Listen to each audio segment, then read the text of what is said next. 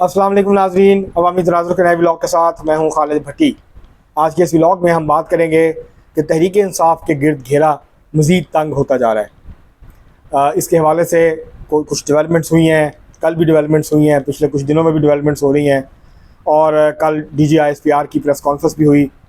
और इस सारी तनाज़ुर में जो सूरत हाल नज़र आ रही है वो ये है कि इमरान खान साहब, साबिक़ वज़ीर आज़म, बानी तहरीक इंसाफ और तहरीक इंसाफ बहैसियत जमात, उनके गिर्द जो है अब घेरा मज़ीद तंग हो रहा है। इस सारी सूरत हाल के ऊपर आज हम बात करेंगे और तहरीक इंसाफ को किस किस्म की मुश्किलात का सामना है इसके ऊपर भी बात करेंगे आज के इस व्लॉग में। इससे पहले कि हम अपने व्लॉग की तरफ बढ़ें, आपसे गुजारिश है कि अगर आपने हमारा चैनल अवामी तनाज़ुर अभी तक सब्सक्राइब नहीं किया उसको सब्सक्राइब कर लें। आपको व्लॉग पसंद आए उसको शेयर करें, लाइक करें और महज़ब अंदाज से अपनी राय का इजहार करें। बेल आइकन ज़रूर दबा दें, टल्ली ज़रूर खड़का दें ताकि बर वक्त आपको हमारा व्लॉग मिल सके। अब हम बढ़ते हैं अपने आज के मौजू की तरफ। तहरीक इंसाफ को जब सुप्रीम कोर्ट से फ़ैसला आया मखसूस नशिस्तों का, और उसमें सुप्रीम कोर्ट ने ये कहा, 11 जजेस ने ये कहा कि तहरीक इंसाफ एक पार्लिमानी पार्टी के तौर पे पहले से मौजूद थी, है और रहेगी। तो तहरीक इंसाफ बहुत खुश थी इस बात पे और वो खुशी मना रहे थे। तो इसी दौरान हुकूमत ने ऐलान कर दिया कि हम तहरीक इंसाफ पे पाबंदी लगाने जा रहे हैं और वो पाबंदी का नोटिफिकेशन करके हम रेफरेंस सुप्रीम कोर्ट को भेजेंगे। उसके बाद फिर कल जो है वो दो वाक़यात हुए।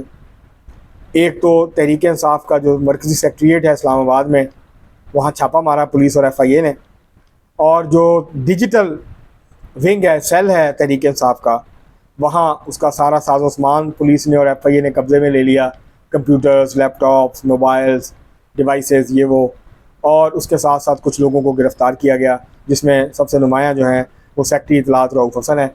FIA और पुलिस का ये इल्ज़ाम है, वज़ारत दाखिला का भी ये इल्ज़ाम है कि ये जो डिजिटल मीडिया सेल था इसको चला रहे थे रऊफ़ हसन साहब, और यहाँ से पाकिस्तान मुखालिफ, पाकिस्तान की रियासत के ख़िलाफ़ प्रोपेगेंडा किया जा रहा था और जहरीला प्रोपेगेंडा जो है वो किया जा रहा था। और उसके नतीजे में जो है वो फ़ौज के अंदर एक बगावत बर्पा करने की कोशिश हो रही थी और रियासत पाकिस्तान को अंडरमाइन जो है वो करने की कोशिश हो रही थी। रियासती इदारों के ख़िलाफ़ जहरीला प्रोपेगेंडा जो है वो यहाँ से किया जा रहा था। इससे पहले अहमद वकास जंजुआ जो कि कोऑर्डिनेटर थे तहरीक इंसाफ के, उनको गिरफ़्तार किया गया और उसके बाद फिर उनके इंकशाफात की रोशनी में ये PTI के ऑफिस के ऊपर कल छापा मारा गया। उसके बाद अभी ये सुबह के वक्त छापा मारा गया, गिरफ़्तारियाँ हुई।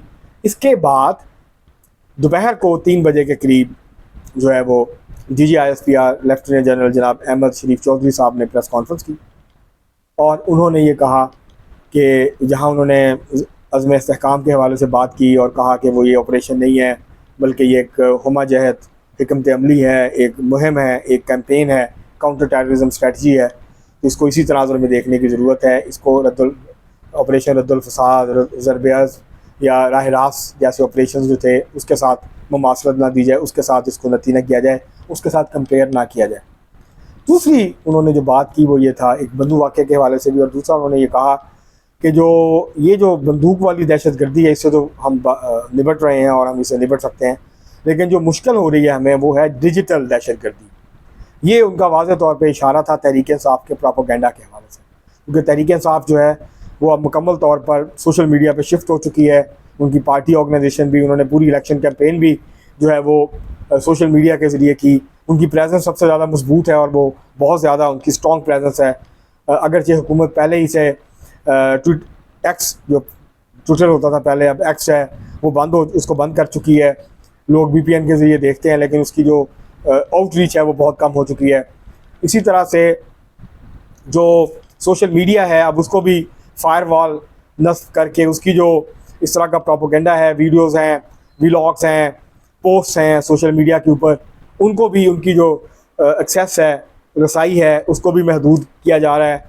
तो इस तरह की बहुत सारे इक़दाम किए जा रहे हैं जिससे बराह रास्त तहरीक इंसाफ मुतासर होगी। पाबंदी लगती है या नहीं लगती ये एक अलग बहस है, हम पहले भी इस पर ऊपर बात कर चुके हैं, व्लॉग कर चुके हैं, इस पर फिर किसी वक्त बात करेंगे। लेकिन जो इक़दाम इस वक्त रियासत और हुकूमत उठा रही है सोशल मीडिया के हवाले से, फायरवॉल्स, उसके ऊपर रिस्ट्रिक्शंस, वहाँ जहाँ पर उसे इजहार राय की आज़ादी जो है वो मुतासर होने का ख़दशा अपनी जगह मौजूद है, लेकिन इसका तहरीक इंसाफ को नुकसान ये होगा कि तहरीक इंसाफ ने तो अपनी कुल दुनिया ही सोशल मीडिया को बना लिया था, सोशल मीडिया प्लेटफॉर्म को बना लिया था। वो अपनी जो मैसेजिंग करते थे, अपनी जो मोबिलाइजेशन करते थे, अपने जो जलसे जुलूस करते थे, अपने इवेंट्स करते थे, वो ये सारा कुछ, और party organisation, meetings, Zoom meetings, online meetings, वो ये सारा सोशल मीडिया के ज़रिए करते थे। अब जब सख्ती होगी, अब जब रिस्ट्रिक्शंस लगेंगी और जब एक्सेस महदूद होगी, तो इसका नुकसान जो है वो तहरीक इंसाफ को बहुत ज़्यादा होगा, क्योंकि इससे तहरीक इंसाफ की जो सलाहियत है सोशल मीडिया के ज़रिए पाकिस्तान के आवाम की बड़ी अक्सरियत तक पहुँचने की, वो बहुत हद तक इससे मुतासर हो सकती है।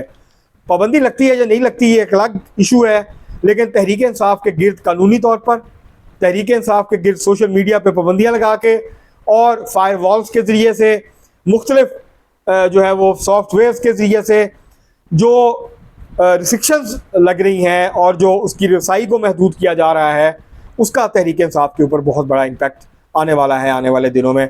और जैसे जैसे ये बढ़ेगा, दायरा इसका बढ़ेगा, वसी होगा, और वहाँ उसी तरह से जो है ये जो प्रोपेगेंडा करने की सलाहियत है और काउंटर प्रोपेगेंडा करने की सलाहियत है पीटीआई की, ये बहुत बुरी तरीके से मुतासर हो सकती है और इसका इम्कान मौजूद है, क्योंकि ऑन ग्राउंड तहरीक इंसाफ की जो तंजीम है वो डिसमेंटल हो चुकी है, वो बहुत हद तक तितर बितर हो चुकी है।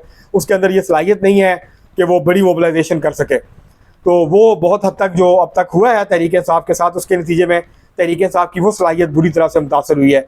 लेकिन जो सोशल मीडिया के ऊपर तहरीक इंसाफ की सलाहियत है, जो डिजिटल पॉलिटिक्स तहरीक इंसाफ करती है, वो तहरीक इंसाफ का कोई मुकाबला पाकिस्तान की पॉलिटिकल पार्टी नहीं कर सकती, बल्कि रियासत भी बाज़ औक़ात अपने आप को बेबस महसूस करती है। रियासत के वो इदारे जिन्होंने, जिसमें ISPR भी है और भी हैं, जिन्होंने ये सारा ढांचा खड़ा किया था तहरीक इंसाफ को प्रमोट करने के लिए, तहरीक इंसाफ को पॉपुलर करने के लिए, इमरान खान साहब को अवाम के हीरो बना के पेश करने के लिए, अब वो गले पड़ा हुआ है रियासत के। अब रियासत उससे निबटना चाह रही है लेकिन निबट नहीं पा रही है, तो इसलिए अब फायर वॉल्स और दूसरी जो है वो दीगर मैयस लिए जा रहे हैं, इक़दाम उठाए जा रहे हैं ताकि तहरीक इंसाफ की जो एक्सेस है उसको महदूद किया जाए। ये एक डेमोक्रेट के तौर पे, एक आज़ादी पसंद शख्स के तौर पर, एक इज़हार राय और मीडिया की इजहार की जो आज़ादी है उस पर यकीन रखने वाले शख्स के तौर पे तो मैं इस बात की हिमायत नहीं करता, लेकिन जो सूरत हाल आज बनी है यहाँ तक लाने में तहरीक इंसाफ का बहुत बड़ा किरदार है। उसके किरदार को भी आप नज़रअंदाज नहीं किया जा सकता।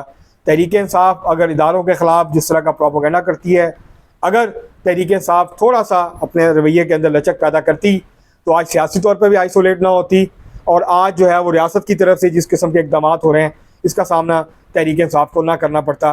तो अब सूरत हाल जो है वो तहरीक इंसाफ के लिए मज़ीद ख़राब हो रही है।